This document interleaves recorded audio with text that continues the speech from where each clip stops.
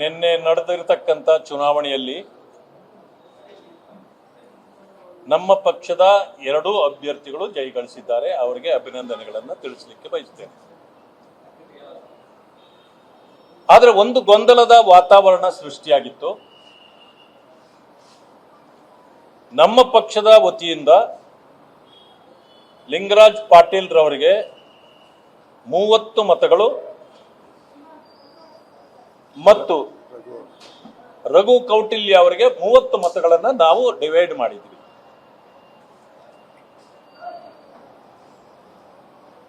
ಮತ್ತೆ ಉಳಿದ 3 ಮತಗಳನ್ನ 60 ಆಯ್ತು. ಇನ್ನು 3 ಮತಗಳನ್ನ NDA ಅಭ್ಯರ್ಥಿಗೆ ಹಾಕಬೇಕು. ಅಲ್ಲಿ 4ನೇ ಒಂದು ಮತ ಮಾನ್ಯ ಇವರು ಯತ್ನಾಳ್ ಅವರು ನಾನು ಬಿಜೆಪಿ ಕಡೆಗೆ ಹಾಕ್ತೀನಿ ಅಂತಂದಾಗ ಅವರು ಕೊನೆಯಲ್ಲಿ ಹೇಳಿದಾಗ ಈ 4 ಮತಗಳನ್ನ ನಮ್ಮ NDA ಅಭ್ಯರ್ಥಿಗೆ ಹಾಕ್ತಕ್ಕಂಥದ್ದು ಅಂತ ಹೇಳಿ ನಾವೇ ಮಾಡಿಸಿದ್ವಿ. ಕೊನೆಯಲ್ಲಿ ಆ 3 ಅಶೋಕ್ ಅವರು ಮತ್ತು ನಮ್ಮ ಇವರು ದೊಡ್ಡಣ್ಣಗೌಡರು ಇಬ್ಬರು ಜೊತೆಯಲ್ಲೇ ಕರ್ಕೊಂಡು ಹೋಗಿ ಹಾಕಿಸಿದ್ರು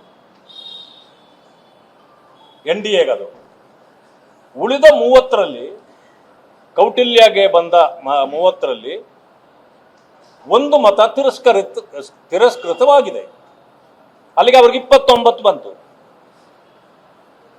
ಲಿಂಗರಾಜ್ ಪಾಟೀಲ್ ರವರಿಗೆ ನಾವೇನು 30 ಫಿಕ್ಸ್ ಮಾಡಿದ್ವಿ, ಅವ್ರಿಗೆ 27 ಬಂದಿದೆ ಅಂತಂದ್ರೆ ಅದು 3 ನಮ್ಮ ಪಟ್ಟಿಯಲ್ಲಿ ಇರ್ತಕ್ಕಂಥವರು ಎಲ್ಲೋ ಕ್ರಾಸ್ ವೋಟ್ ಮಾಡಿದ್ದಾರೆ. ಇದು ಈಗ ಅನುಮಾನಕ್ಕೆ ಕಾರಣ ಆಗಿದೆ.